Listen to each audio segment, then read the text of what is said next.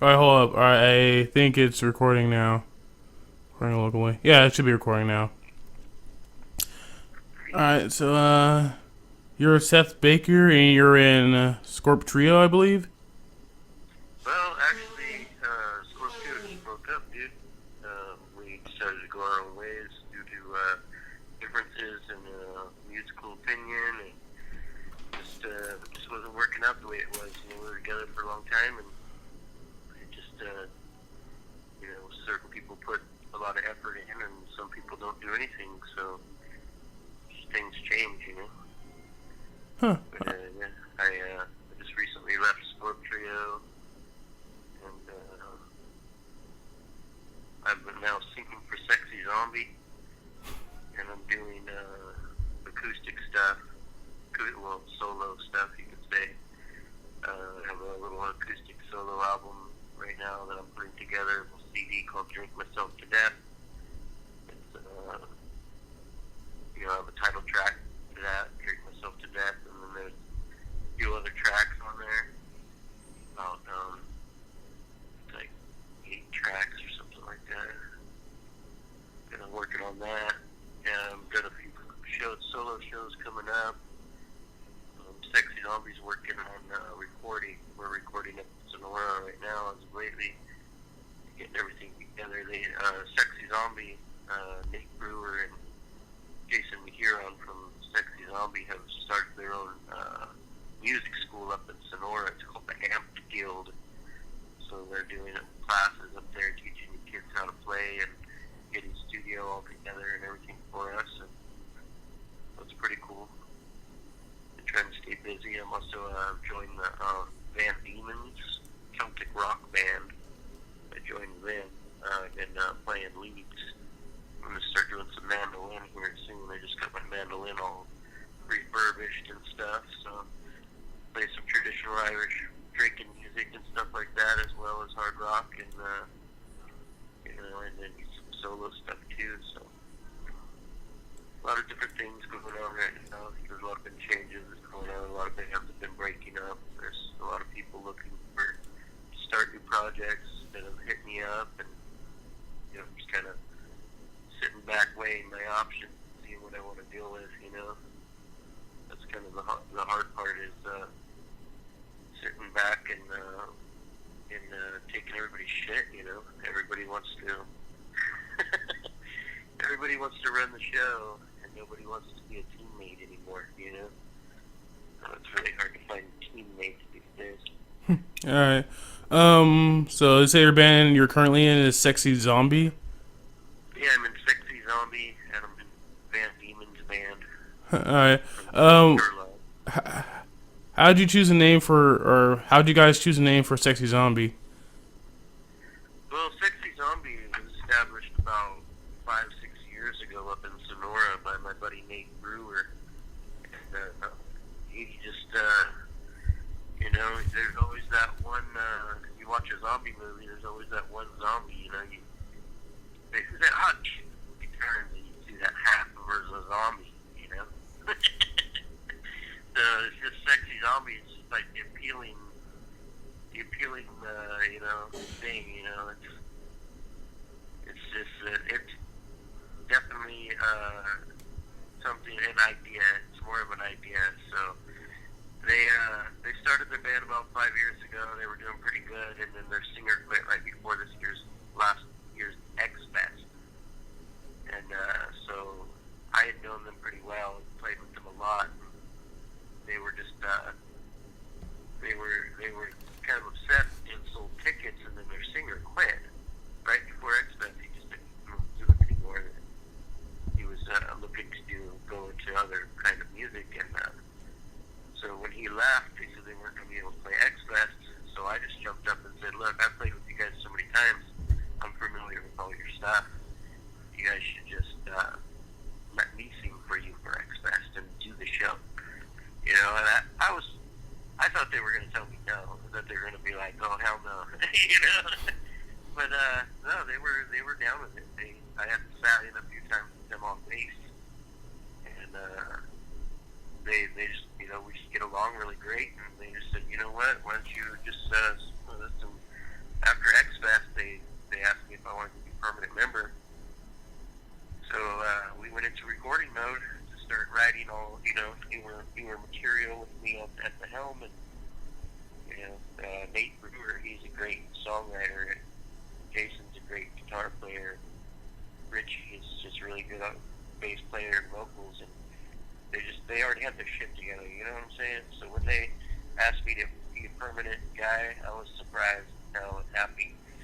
So I jumped from doing, with Scorp Trio was more like whatever I set up was what happened with the band. Nobody was there to help make things occur. So Sexy Zombie, they always have things, they let me know, hey, what do you think? We got this going on, we got that going on. And, I just need people that are willing to get out there and help me do this. I can't do it all on my own. So things change. But, right now I'm singing, working on playing some guitar with them as well. I got a new 12-string guitar coming in. I'm going to start playing some 12-string on hard rock metal. So that's my new idea. Is I'm going to start doing, some single note, jammy rock, hard rock, and with that Sexy Zombie sound. But I want to use 12-string with distortion and take it to the next level of tone. Yeah. So a lot of people, they've been doing the 7-string guitars, 8-string guitars.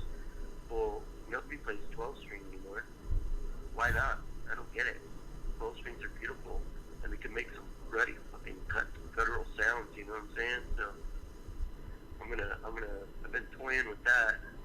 We're trying to incorporate the 12-string sound into the Sexy Zombie sound, which is to me, I think they're like, Motley Crue meets Guar kind of a sound. They got this really cool, heavier, yet smooth 80s rock sound to them that I just really dig. As soon as I heard them, I was just excited to be a part of it, So it's exciting.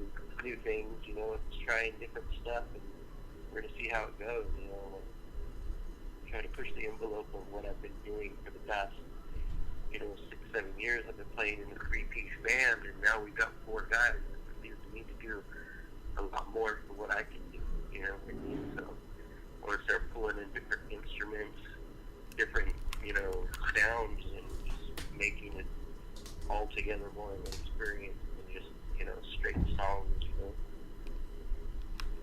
Yeah, when you're playing bass, do you prefer that you play in a band with 2 guitarists or 1 guitarist? Well, the thing is, the more people you have, the more availability is to do your own thing, you know what I mean? Nobody wants to sit there and follow each other all day long, It's fun to play metal, it's fun to play progressive, but when you have the bass line exactly following a guitar part, that's not what I'm into. I'd rather everybody has to do their own part to make something, and it's an overall sound. You know what I mean? Yeah. You get a lot of people that just want to follow or have you follow them. And when I'm playing bass, as I did with Grease Hound, is I like to make my own bass line to what they're doing, and it just sets it to a whole nother thing, because there's more to watch, there's more to hear. There's just, I want to make more for what you have. But 3 guys, you can do a lot if you have good musicians, but with 4 guys, it's just going to leave me open to do more myself. You know what I mean? I don't have to be the fucking metronome up there doing the same thing repeatedly for everybody to hear. You know what I mean? Yeah. So people can grasp on to two guitars for a while while they find something funky, or one guitar player can do some leads or double leads with the bass player going. So I just really dig layers. Really like layered music where things are, one thing leads into another without everything following itself continuously just a big game of follow the leader, you know? And that's what I felt like kind of happening where I was at. It was okay, go Seth. We'll just start going. You know, we'll follow you. And I just want more. I need more musicians. I'm down to play with anybody all the time. And at one point, I was in 5-6 bands. I just kind of chilled out. People have taken off and done other things, and you know, now I don't have as many projects going on. But now I'm trying to get more serious into creating more of what sound is coming from me. You know what I mean? What do I bring to a band? What is it that makes people want to jam? You know what I mean? So I'm just trying to find those things out for myself now, instead of just going out and doing them. I'm trying to like study myself and feel more of what is it that I bring? What is it that these other musicians are hitting me up? Hey, let's start a band. Let's do this. Let's do that. Well, what can I do on my own? What more can I bring? I'm just trying to find something different. That's where I'm gonna, start sticking with my 12 string and seeing what different kind of sounds I can get, and just writing more and more songs. I've been sitting back and just going through my list of songs that I've written. And I just got a shit ton of songs, and I just got to start putting them all together, and that's one thing that I think a lot of people are lacking lately is nobody wants to help everybody put it together. They all just want to follow each other. So, I don't know. Maybe I'm rambling. Yeah, that's fine. Why did you choose to play bass? Well, the thing was, there is no bass players hardly at all anymore. See, when I started out playing bass, I was actually playing guitar. My buddy Shane Bristow out of Newman, and we had started a band when I was playing rhythms. He was playing leads, and we were doing a lot of Jimi Hendrix and stuff like that, classic rock, back when we were younger. And he ended up joining another band called Voltana from over here in the area for John Valdez and Mark Cardenas. And when he got in that band, they needed a bass player, so he would ask me, he says, hey, you want to play bass, I said, you know what, I've never thought about it, but I've just been playing rhythms mostly anyways, a few leads here and there. So I was still learning. I said, you know what, I'll hop on bass. And when I did, it was just, I don't know what it is, but people, they like to see me play guitar, but they enjoy watching me play bass more. I've been told that several times. They're just like, I don't know what it is, but when you play the bass, it's just different than when I play guitar. So once I started doing it, it was just something that always came up. Because, like I said, there aren't hardly any bass players anymore. So with me, I don't mind playing. I'm more of like, I'll play with whoever, and I'll play the instrument that needs to be played. You need a drummer? I can drum. I've got a huge drum set. I've got, bass setup, guitar setups, and I'll play whatever, Play some harmonica if you want me to. I don't care. But that's what I just need to. Shit, hold on, sorry. What? All right, sorry. Okay. Anyways, shit, I lost my train of thought. Yeah, the last thing you were saying is that you'll fill any role because you play drums, bass, guitar. Yeah, but so to play, going back to your question about playing bass, I just, once I got it, I ended up getting ran into this guy and bought this really nice Gibson off him for dirt cheap, and he didn't know what he had. He just needed some money. So ever since I got that Gibson bass, I feel like out of all my instruments, that Gibson bass is, for some reason, has come to me for a reason. And when I started using it, like say for Greasehound, when I was, we won the Mama Award and I was playing bass. It's, the only time I've won an award, and of course I was playing bass. So it just proves right there that there's something about me playing bass that just well, I guess. You know, and I've been told that I play a bass like a guitar, and then been told that, wow, you know, you play bass lines like a bass player. So I just try to fill in. To me, there's like almost two sides of the music. You know, there's like the main rhythm, and then there's somebody who's filling in all the spots. So if somebody's just doing a simple rhythm, then I try to fill in all the extra spots with bass line. You know? So it just leaves, there's so much more walking going on, and it just makes it funner sounding when I'm playing bass than when I'm doing chords and, trying to keep the song rhythm going. It's like a bass line I can dance all over. It's like a dance move, you know? You get on it, you start feeling it, it just makes other people move too. It's great. But that's why I love bass, though. I never chose to play bass. It seemed more like it chose for me to play it because, it's just situational. Everybody wants to be a guitar player. Everybody wants to write their own songs and sing their own stuff and have people appreciate it. But when you can take somebody else's music and highlight it by playing bass or playing drums, it's a whole different feeling. It's great to sit back and say, I helped this person achieve what they were trying to achieve, and it's just, some people realize how much you helped them, and some people think that in the end it was all them anyways. So that's the thing about playing bass, is you have to realize you are highlighting somebody else's project. Even if you're sitting there helping them and writing songs, in the end, the guy who is in control of the whole project is going to be the one who's going to end up with the music.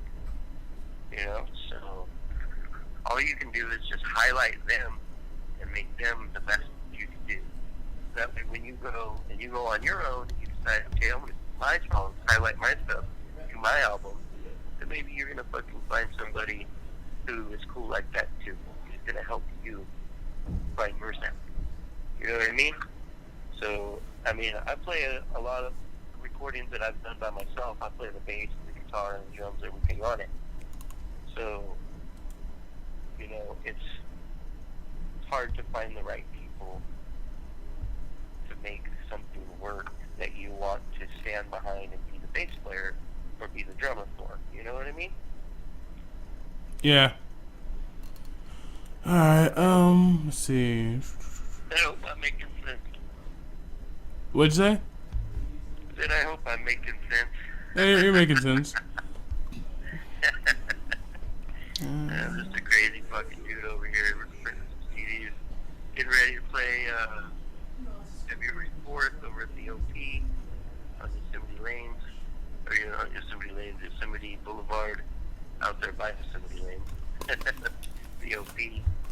Yeah, this is fucking Crystal Fox. Big ETV.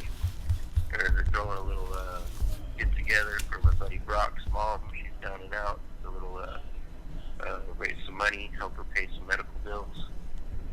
So getting ready to do that on Saturday. I'm bringing some new material, and I'm bringing some old material redone for myself. Play solo. Should be fun. I'm just looking forward to that right now. All right. Let's see. How do you define the music of your various bands? How would I define the music of my various bands? Well, like I said, Grease Sound was completely Richard Romero's brainchild. And we locked on to that rockabilly sound, and it just ran. And like with my walking bass lines and Russ, the drummer, Russ's drumming, his style was just amazing. So it made it really smooth to say we were rockabilly, psychobilly. That is a genre. Debatable, I guess. But then, with Scorp Trio, we started off as like a blues rock band, and it just evolved. The more fans we got, and I've always been big on, okay, who are we playing for? If you go play a show, where are you going? What kind of crowd are you playing for? Who else are you playing with? So, being diverse and being able to play almost any genre of music, we would just say, oh, well, these people want to hear harder music. So we would just make a set that was harder music, And then we'd say, oh, these people want acoustic laid back music. Let's make an acoustic set. We'd make it a blue acoustic set, And so we were all situational to it, so we could fit. No matter where we were at, we would fit it. We would play music that was accommodating to the crowd. And I feel that now, as myself, being on a solo trip, I'm a little bit more mellower, but I do have some more hardcore, like depth and it's not all acoustic music. It's more like harder music with an acoustic style. So it's more of a mix of everything. So it's hard to put a definition on anything, because really I just try to play for whoever I need to play for. If somebody says, hey, I need you to play my mom and dad's anniversary party, okay, so I'll go in and I'll just start jamming. I'll start making some songs about love, about what's going on around me, about the family, about whatever, and then whenever you go out and you go to the bar and you see people, they want to drink, you start making drinking songs, start singing about drinking, start singing about partying and having fun, and, I'm very on-the-spot situational, so if anything comes up where somebody's like, hey, sing about this, then I will. I don't care. Whatever you want a song about, I'll make one. Music is undefinable. You can put it in a category all you want, but the moment you start putting it in a box, that's when you ain't gonna go nowhere else. That's when you ain't gonna evolve. You know what I mean? Music's ever changing. I mean, I'll just wake up in the morning and listen to Rainbow on my record player, rocking out. I get in my car, and I'm listening to Black Keys, and it's like, it's so different to, hey, I'm listening to Dio, and now I'm listening to Dan Auerbach, and it's so situational, music can change how you feel in a heartbeat. You feel like shit, you put on something that makes you happy. Somebody wants to drink, you start singing about making them drink. You see, I don't know. I guess that answers the question in a roundabout manner. Alright. You got any experiences with groupies?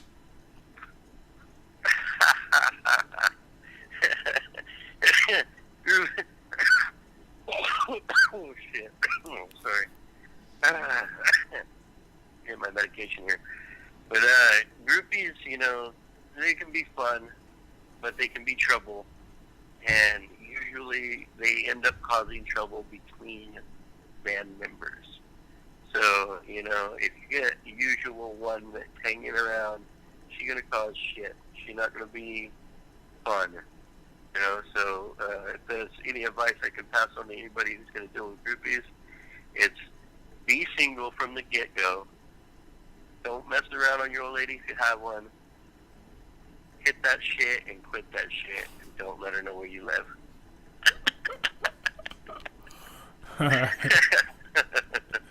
What are your influences? My influences, jeez, everything, dude. From Frank Zappa to, I love Rainbow. I listen to Richie Blackmore a lot and stuff like that, and just everything, I mean, there's nothing, I've seen KRS-One in a tent, when I was like 22 years old, I I just love everything. Any kind of music, any kind of. It's all. If you don't get influenced by everything, there's something wrong. You're not opening your mind. You're not advancing yourself in manners that are approaching you. You know, you got to look at what's coming at you and say, soak it in. You know, and if you don't soak it in, and you're not going to learn from it, you're not going to become better yourself. You know, it's not about playing for one crowd. It's about playing for everybody. Anybody who wants it, anybody who wants to hear you get up there and do your thing, you know, and get it out of your soul. You just got to get up there and do it. Then it doesn't matter if they listen to hip hop on the way over there in their car. You know, you get out and they listen to you play your guitar. As long as they appreciate it, then you should do the same. And, I mean, I appreciate everything. Whether it's a guy playing banjo at the campfire, or somebody just kind of pounding on a drum, you know. Unless it gets annoying. Unless it's repetitively annoying, you know, you just gotta kind of appreciate it. I mean, everybody has some ability to play music, whether it's tapping on the freaking table, or, you know, making a little beat on the mandolin or whatever, you know. It's you have to appreciate what they have for what they are. And I think if people did that for sound as well as people, there ain't going to be nobody hating on people, you know. Appreciate it. It's all there for a reason. Oh, you know? can you give me a second? Somebody's knocking on my door. It's all good, bro. Alright, I'm back. There's a little bit of editing I'm going to have to do, but whatever, I'm back. Let's move on to the next question. So you say you're making CDs. Did you record those CDs yourselves, or you're making copies for someone else? No, that's mine. I did some copies for that show on Saturday. I'm going to donate a few for the raffle for his mom, and then, you know, I'm going to have some with me at all times so I can try to, you know, make something off of it, you know. So, yeah, it's my own album. It's called Drink Myself to Death. It's just guitars and vocals. There's no drums on it, but it's got a few lead, you know, a couple of overdubbed lead tracks on my acoustics with my vocals. So it's something that I recorded with my buddy Johnny G from SME, Self-Made Entertainment. We did it, you know, just right here at my house. He came over and brought his gear. And we used to live together, so he's just a really cool dude, and he just, you know, recorded me, and I did a couple of leads pieces on some of his hip-hop tracks. His name's Johnny G. He got a couple of albums out, and I'm on one or two of them, and just, you know, a couple of lead little licks here and there in the background of some hip-hop songs. It's pretty cool. But my album is it's called Drink Myself to Death. It has the title track, Drink Myself to Death, of course, and then there's I think 7 other tracks on there. One's a remix of one of the songs, which is kind of funny because all the rest are just vocals and singing, and then the very last track is a remix of one of them that I did on a digital tracking device with it. It's got like digital beats with some of my own guitar added to it and stuff. But it's pretty funny. Since my buddy was into hip hop, I decided to do a remix version of one of my songs. So it's a bonus track on there. It's the last track. It's called Across the Street, the remix version. Okay, so the album Drink Myself to Death, is that what it's called? Yep, Drink Myself to Death. So that's acoustic guitar, right? That's what it mostly is, acoustic guitar and vocals? Yeah, it's acoustic guitar and vocals. And, you know, it's got a little bit of electric guitar leads in the background here and there that, you know, I did everything myself. What kind of mics did you use to record the acoustic guitar? You know, I'm not for sure. That was my buddy Johnny G's department. He handled everything, and he did a great job. I mean, it sounds better than anything I ever recorded by myself. So cool. And I got the little light scribe CD discs, and I light scribed the printing on the top and stuff. So it has like all the track names are on the disc itself and in the sleeve, printed sleeve and everything. So I just pretty much made it all by myself. Self-made entertainment, and my buddy Johnny G. So it's something I'm gonna eventually get going on something new. Recorded, most of it was recorded back in 2014, 2015, but then I just never, I guess you could say remastered it or whatever, and then put it onto disc. So now that it's on a disc and I made a cover sleeve and everything, I'm gonna start trying to transfer them around, pass them around, and see if anybody likes it, and see where it goes on my own for now. Because just tired of doing all this work and trying to make people go do things, and that's why I'm still doing Sexy Zombie. So they do their own thing, and when they need me, they call me, and I show up, and we just lay it down, dude. So be sure to check out Sexy Zombie, and if you can find some their old recordings with their last singer is actually on Bandcamp. Sexy Zombie at Bandcamp, live from Oakland. So we still do some of those songs, but of course they're a little bit different with me singing. The other guy was not bad. He just couldn't do it anymore. His life was taking over, and he, relationship wise or whatever, he had to move along. So luckily I got in there, and I think that Sexy Zombie, and hopefully by X Fest this year we'll be ready, and we'll be on the X Fest lineup, hopefully, with our fingers crossed. I get a few connections on there to try to get us in, and hopefully by then we'll have the CD and some T-shirts and everything, some merchandise ready to roll. And that's what the future is. And in between that, I'm just trying to do the Push to Drink Myself to Death album, and until Sexy Zombie comes out. That's pretty much what's going on. We do the Light Scribe CDs. Do you need a specific Light Scribe disk drive to use them with? Yeah. The computer itself has to have the Light Scribe drive.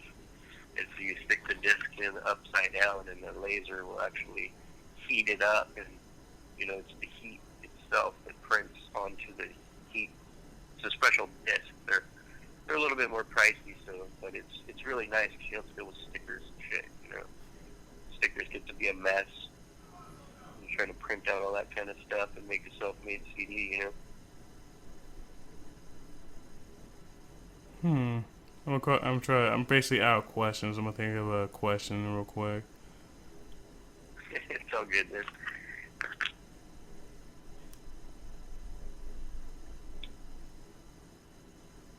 How do you feel about Mike Vanek leaving Modesto?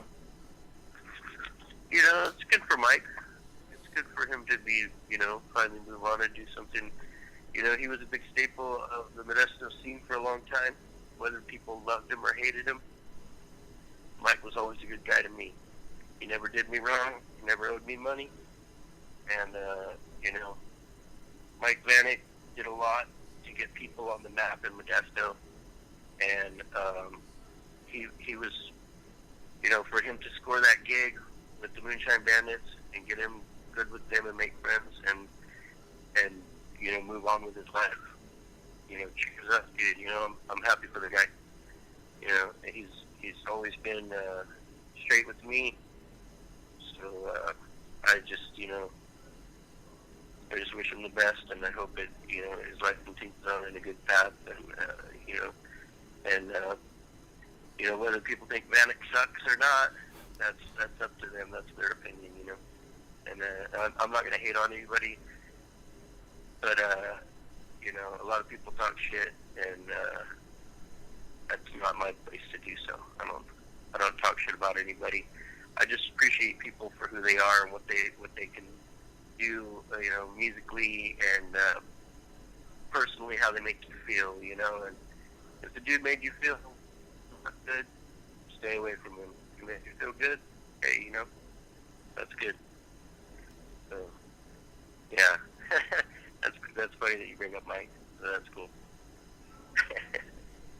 All right, brother. Rock and roll. All right, see ya. Armageddon, we love Armageddon. Armageddon, we love Armageddon. Armageddon, we love Armageddon. Pandemonium, pandemonium.